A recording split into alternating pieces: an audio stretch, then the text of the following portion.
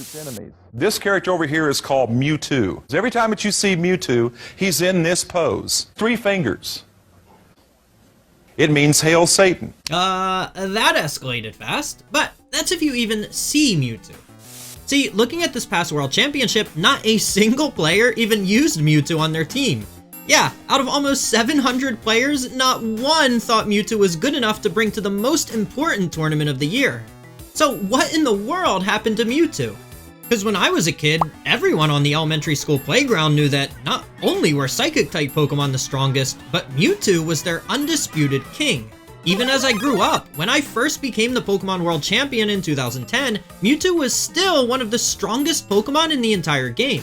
But now, almost 30 years since Mewtwo's creation, rather than dominating competitive Pokemon, we're debating whether he can even shoot hoops better than a different king. Do you think, Mewtwo could beat LeBron in a game to 21? Now, that's a question for another video. But I can answer why, Mewtwo has gone completely missing from competitive Pokemon and has become, by far, one of the worst legendaries in the entire game. But in order to do that, we need to first hit the subscribe button so I don't have to milk these utterly stupid cow puns for better retention. Alright, now let's go back to 1996 where it all began.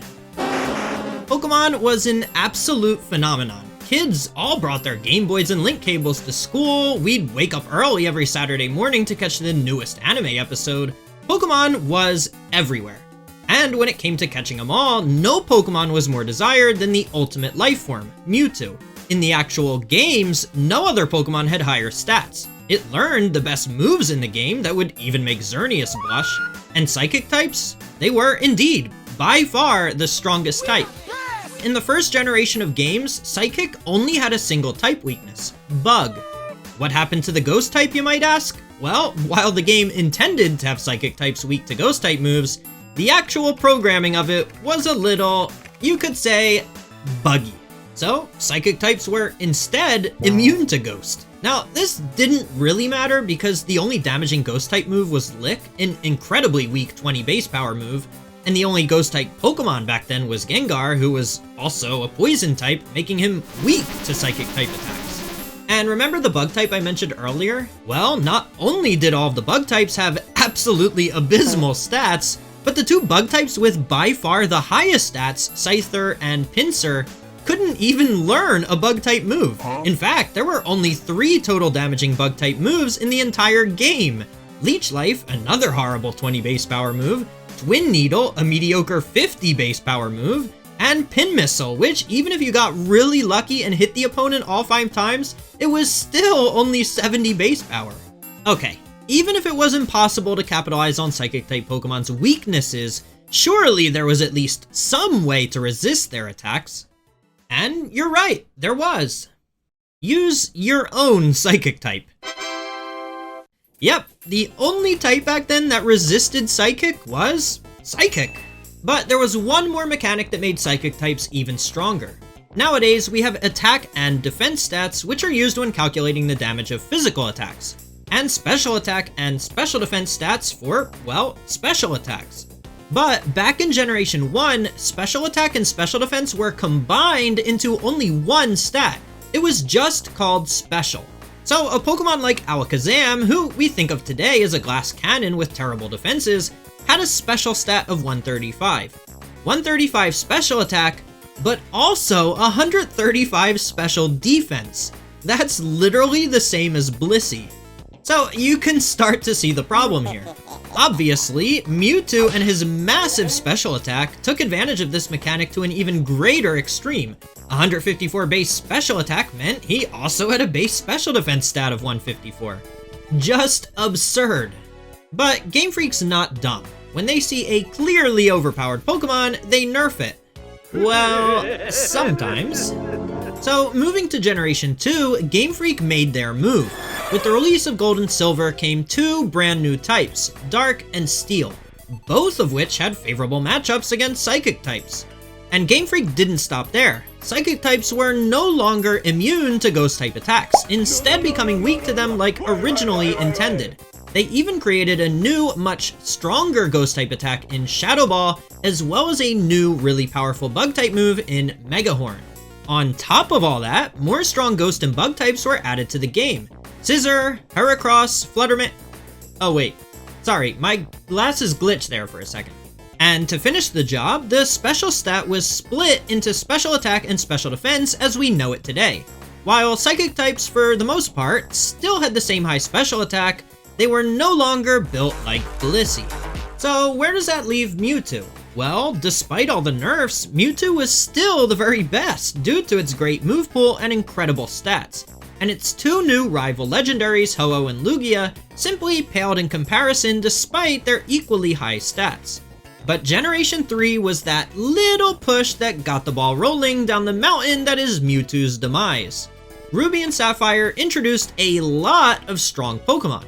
Not only were powerful new Psychic-type legendaries added in the Lati twins, but Metagross, a new Steel and Psychic-type, would become arguably the greatest Steel-type Pokemon of all time. And I actually already did an entire deep dive into Metagross's complete competitive history, so make sure you go check that out after you're done with this video. But none of those Pokemon were fighting in the same weight class as Mewtwo. See, Mewtwo is considered a restricted legendary. These restricted legendaries are often seen on the covers of games, but basically they have way higher stats than not only regular Pokemon, but even most other legendaries, and are therefore usually banned from official tournaments. But whenever they are allowed, players are restricted to using only one or two of these really powerful legendaries in their battles. But Generation 3 introduced some of the strongest restricted legendaries of all time: Kyogre, Groudon, and Rayquaza. This weather trio has won half of all possible World Championship titles that restricted legendaries have been eligible for. Needless to say, for a player to choose Mewtwo for their team, they'd have to decide that using Mewtwo would be better than using one of these three legendaries. And what made these three so insanely powerful was another new addition in Generation 3, abilities. Kyogre and Groudon's abilities would start their rain and sun weather effects whenever they were sent into battle. Mewtwo, on the other hand, got pressure. Yeah, an almost completely worthless ability. But even beyond the restricted legendaries, a lot of the older Ghost, Bug, and Dark types that could hit Mewtwo for super effective damage would really benefit from the introduction of abilities, like Gengar, Scizor, and Tyranitar, becoming top-tier threats in future generations. Generation 3 did have a major official tournament circuit, but just like its name implied, the journey across America was limited to only the US, and also featured some never-again-seen rules, and some never-again-seen commentary. Even more. Wait a minute, he used a body slam, brother. That's awesome. Yeah, we're really going down the memory lane of weird Pokemon clips. Anyway, players were allowed to use restricted legendaries, but there was no limit to how many you could use. Mewtwo wound up being one of the best and most used Pokemon in the format, due to its ability to hit Groudon, Kyogre, and Rayquaza for super effective damage, as well as perhaps more importantly, its ability to learn the move Self-Destruct. These moves deserve an entire video in the future, but basically, Self-Destruct and Explosion were two metagame defining moves back in the old days of competitive play. At the cost of your Pokemon's life, the moves did massive damage to every Pokemon on the field. If you checked your game's descriptions, they had 200 and 250 base power respectively, which is of course really high. Hyper Beam had 150 for comparison's sake, but what the game didn't tell you was that these moves halved the opponent's defense before damage calculation, meaning they actually ended up doing double the damage than the game makes it seem. Any strong Pokemon that could learn one of these two moves was automatically top tier. But at some point between Generation 3 and the current games in Generation 9, Mewtwo's usage self-destructed, and it became one of the worst legendaries in the entire game. And while you may have some, suspicions, that didn't happen until Generation 7. And I can tell you, it was a lot more than just one Pokemon alone. But while we're on the topic of official tournaments, let's move on to Generation 4, which is when the birth of what we consider to be the official Worldwide Video Game Championships, or VGC for short, started. Game Freak changed the game's mechanics in a massive way yet again, this time introducing us to the physical and special split. Previously, any move that matched one of the evolution types or was a dragon type was a special attack. You guys think like maybe there used to be plans for a dragon type evolution at some point that got scrapped along the way? Let me know what you think down in the comments. Anyway, everything else was a physical attack. So if you were a physical attacker who wanted to use Sucker Punch, or a special attacker who wanted to use Shadow Ball, now you could a lot more effectively. As you can imagine, this change allowed a lot of Pokemon to hit Mewtwo for super effective damage even harder than they could before. But Mewtwo's own move pool didn't benefit as much. Outside of the only occasionally used Aura Sphere and Shadow Ball, Mewtwo's best moves were already special attacks. When it came to the new Pokemon introduced in Diamond and Pearl, a pair of Psychic types, Bronzong and Cresselia, had really high defenses and could reliably set up the move Trick Room, which really punished Mewtwo because at the time, it was pretty much the fastest Pokemon in the entire game. And the 3 new restricted legendaries, Dialga, Palkia, and Giratina, all created increased competition for players' limited number of restricted legendaries. However, there was one completely unexpected new Pokemon that gave Mewtwo the helping hand it needed. Obama. Yep, the addition of a Christmas tree for Mewtwo was like a kid opening up a Nintendo 64 for Christmas. But Mewtwo's not an Ice type, how could that have helped? Well, that's exactly why. The Ice type is horrible defensively, with 4 weaknesses and only a single resistance. Using 2 Ice types on the same team would have been unthinkable. Remember, this was over a decade before Ice types were buffed in Scarlet and Violet. Fans had been calling Ice types one of the worst types in the entire game for years. But Mewtwo, despite not being an Ice type, still learns the most powerful Ice type move, Blizzard. Blizzard hits both opposing Pokemon really hard, and in the hailstorm that Abomasnow sets up, Blizzard has 100% accuracy. And in a restricted legendary format, Groudon, Rayquaza, Giratina, Lugia, they'd all really prefer to be snuggling up on their couches with some hot cocoa than be out in the freezing cold. And the only restricted legendary that resisted Ice-type attacks was Kyogre.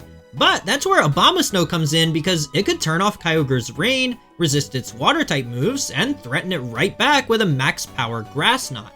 Mewtwo went on to have a lot of success in the 2010 circuit. The only year of Generation 4 it was legal. Mewtwo managed to win a number of regional championships worldwide, reached the finals at Japan Nationals, and perhaps the most famous result, Weeha's top 8 finish at the World Championships, using Iron Ball Trick Room Mewtwo alongside Abomasnow and Parasect of all things. But as we already know, Mewtwo's success would be short-lived. Wait, it has 2 Mega Evolutions coming. What about them? Yep, we'll get there. But first, let's briefly talk about Generation 5 and its new mechanic. Generation 5 never actually allowed Mewtwo or any of the other restricted legendaries in official competitive play, but there was one massive change. And this was a huge missed opportunity for Mewtwo. Game Freak introduced hidden abilities to the franchise, granting Pokemon one additional ability. And we know just how impactful these can be. But Mewtwo, who we've already talked about his base ability of pressure being completely useless, had a perfect chance to get a much more useful ability. I mean, Lugia and Ho-Oh also had pressure, and they got Multiscale and Regenerator, 2 really good abilities. Mewtwo, though, got Unnerve. Not a bad ability, it's better than pressure, but come on. There are so many better abilities, especially when looking at the power level of restricted Pokemon's abilities. Fast forward to Generation 6, which was the next time Mewtwo was actually legal in official tournaments. And this is the generation that brought a lot of changes. Pokemon X and Y introduced us to another brand new type, the Fairy type. Unlike last time Pokemon added new types, which were designed to counter Psychic types, Fairy was just a pure upgrade on Psychic types from a type chart perspective. Psychic was weak to 3 types while Fairy only 2. Psychic resisted 2 types while Fairy resisted 3 and was even immune to another. Offensively, Fairy was better too, hitting more types super effective. And it was just way more metagame relevant to have the type matchups that Fairy had. But the bigger change for Mewtwo personally was the new mechanic of Mega Evolution. And Mewtwo, being one of the most iconic Pokemon, just like Charizard, got not just one, but 2 Mega Evolutions. Mega Evolution gave Pokemon an additional 100 total base stats and oftentimes new typing or new abilities, and Mewtwo was no exception. Mega Mewtwo X became a physical attacker with the Psychic and Fighting dual type. That's a pretty good offensive type combination, allowing it to hit the Steel and Dark types that could originally take Psychic type attacks. We've even seen Gallade make great use of this type combo in modern day VGC. Unlike Gallade though, Mega Mewtwo X was actually given the highest attack stat in the entire game. But that's unfortunately where the good news ends. Mega Mewtwo X's new ability was Steadfast, which boosted its speed when flinched. Looking back, this was another huge missed opportunity. Steadfast doesn't even prevent flinching.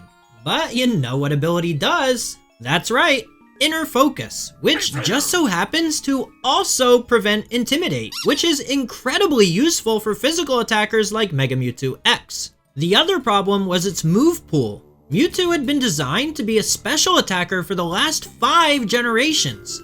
That meant its best moves were all special.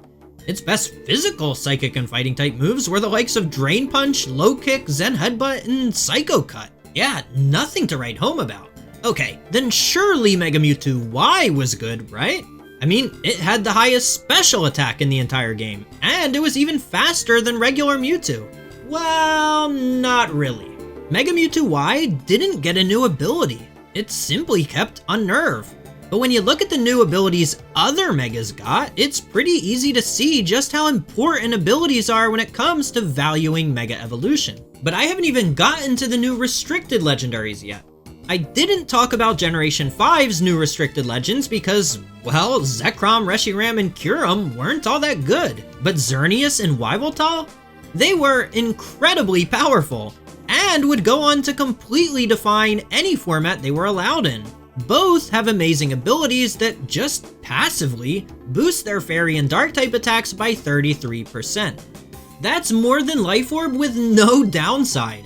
Xerneas' signature move, Geomancy, was absolutely insane, boosting its special attack, special defense, and speed by 2 stages. Yveltal, on the other hand, had an amazing matchup into all of the powerful Psychic and Ghost type restricted legendaries, which Mewtwo was unfortunately one of. So how did Mewtwo actually do the next time it was legal?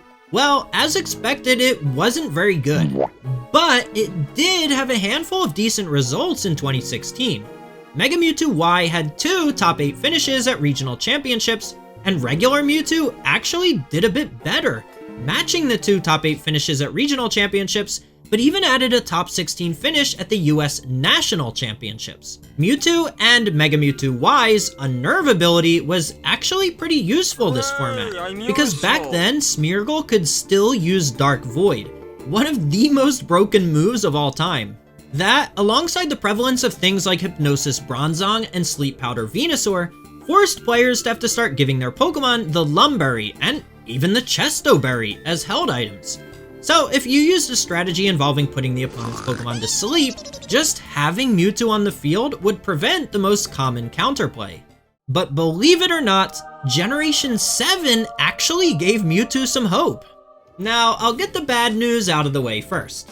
Pokemon Sun and Moon was a double-edged sword, as Game Freak continued to introduce new, incredibly strong restricted legendaries. This time, they were all Psychic types, so they were in much more direct competition with Mewtwo for a slot on players' teams. And with the introduction of a ton of new, strong Psychic types, this just made Yveltal even stronger, and more common than it already was, which again spelled bad news for Mewtwo. And speaking of Dark types, Sun and Moon also graced us with the best Pokemon ever made, Incineroar, another Dark type that served as an amazing counter to Psychic types, including Mewtwo, because even Mewtwo's Life Orb boosted Aura Sphere couldn't one-hit KO this thing. And I haven't even mentioned Sun and Moon's new mechanic yet. Z-moves were a new tool that significantly boosted Pokemon's moves. Many Pokemon got their own signature Z-moves, but despite even Mew getting one, Mewtwo wasn't so lucky. But here's where things start to turn around. plain old non-Mega Mewtwo actually made great use of the plain old Psychium Z, boosting the power of its Psy-Strike to an absolutely absurd 180 base power. And a lot of other restricted legendaries didn't want to hold Z crystals, which removed any kind of perceived opportunity cost. And just like how Mewtwo benefited from the release of Abomasnow as a partner for it in Generation 4, the release of Tapu Lele in Sun and Moon was hugely beneficial as well. The instant setup of Psychic Terrain prevented Fake Out and Sucker Punch from hitting Mewtwo, boosted the damage of its already incredibly powerful Psy-Strike, and Tapu Lele's part Fairy typing allowed it to take down those pesky Dark types. The pair made a perfect match, leading Mewtwo to win its first regional championship in almost a decade. Barry Anderson used Mewtwo in a completely unique but really effective way, utilizing Mewtwo's speed and access to gravity to allow Primal Groudon to hit flying types with a Precipice Blades that would never miss, a Whimsicott to put nearly everything to sleep with Grass Whistle, and a Mega Gengar to sleep opponents with a perfect accuracy Hypnosis. And of course, in Psychic Terrain, Mewtwo's Psychium Z boosted Psy-Strike was an absolute nuke of an attack. Mewtwo would also add a top 8 and top 16 at 2 other regional championships in 2019, as well as a top 32 at the North American International Championship. But Generation 8 would be the proverbial nail in the coffin. Pokemon Sword and Shield introduced Dynamax, and again, just like Z moves, Mewtwo, despite being one of the most iconic Pokemon, didn't get a special Gigantamax form. And the new restricted legendaries took power creep to another level. I keep saying just how important abilities are, and these Pokemon embody that. Calyrex Shadow Rider is also a Psychic type, has higher speed, higher special attack, a stronger signature move, is just as bulky, and has a superior ability in Grim Neigh in addition to Mewtwo's Unnerve ability, all rolled up into one ability. Or should I say, as one. And as for Zacian, it's also faster, stronger, bulkier, has arguably the best typing in the entire game, and gets a free attack boost just by entering battle. Needless to say, Mewtwo didn't see any usage or success throughout Generation 8's official circuit. And now we've reached the present day, Generation 9. With the single restricted legendary format, and in all likelihood the next World Championship format allowing 2 restricted legendaries, I'll quickly talk about the state of Mewtwo in Scarlet and Violet. But stay with me, cause after that I want to briefly talk about how could Game Freak save Mewtwo in future generations. Cause at the beginning of this video I mentioned how not even a single player at this past World Championship thought Mewtwo was good enough to bring to the most important tournament of the year.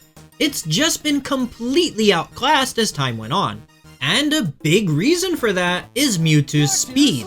It used to be the fastest restricted legendary, but now Calyrex Shadow Rider, Zacian, Koraidon, Miraidon, even many non-restricted legendaries like Chiempao, Fluttermane, and Regieleki outspeed and can threaten Mewtwo with one-hit KOs. Psychic types usually succeed nowadays in one of 2 ways. As an expanding force spammer inside Psychic Terrain, which, as we've already established, Calyrex Shadow Rider is strictly better at that if that's what you want, or as a bulky, more supportive Pokemon, something Lunala and Necrozma Dawnwings are strictly better at due to their superior bulk, better ability, and lower speed stat being more beneficial for utilizing Trick Room. So will Mewtwo be good when we return to Regulation G in 2025? No. Will Mewtwo be good if we move to a 2 restricted legendary format for the next World Championship? Also, no. But what could make Mewtwo good in upcoming Pokemon games is one of 2 things. First is the obvious one. Whatever the generation's new mechanic is, it needs to make Mewtwo a lot stronger.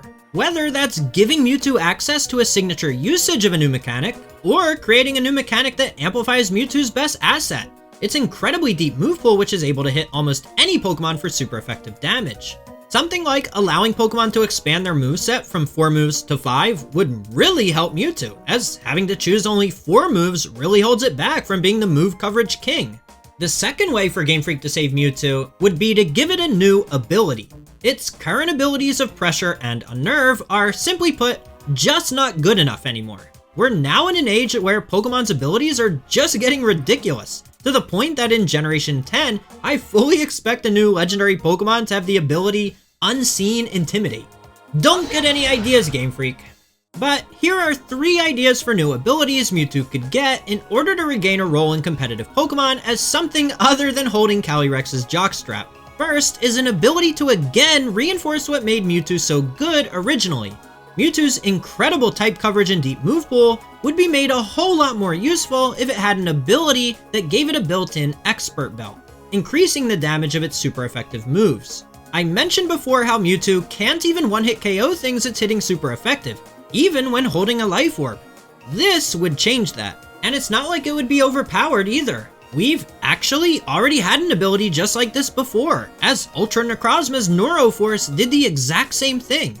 Now that Ultra Necrozma is no longer in the game, I think it would make a ton of sense to give, if not the identical ability, something similar to Mewtwo. Another idea is to give it an ability similar to Ursaluna Bloodmoon's Mind's Eye, allowing Mewtwo to hit dark types with psychic type attacks. I think Game Freak could even push the limits a little farther, making its psychic type attacks even hit dark types for super effective damage, seeing as there would still be multiple types that resist psychic type attacks, and Mewtwo's speed and damage would still be lower than many other restricted legendaries. The last idea would be for Game Freak to just embrace the power creep that exists when it comes to modern Pokemon abilities. Take inspiration from Koraidon and Miraidon, and give Mewtwo an ability that not only instantly sets Psychic Terrain, but also gives it a small special attack boost whenever the Psychic Terrain is active. But on second thought, Mewtwo's had a good run. Maybe it's for the best that some legendary Pokemon are just bad.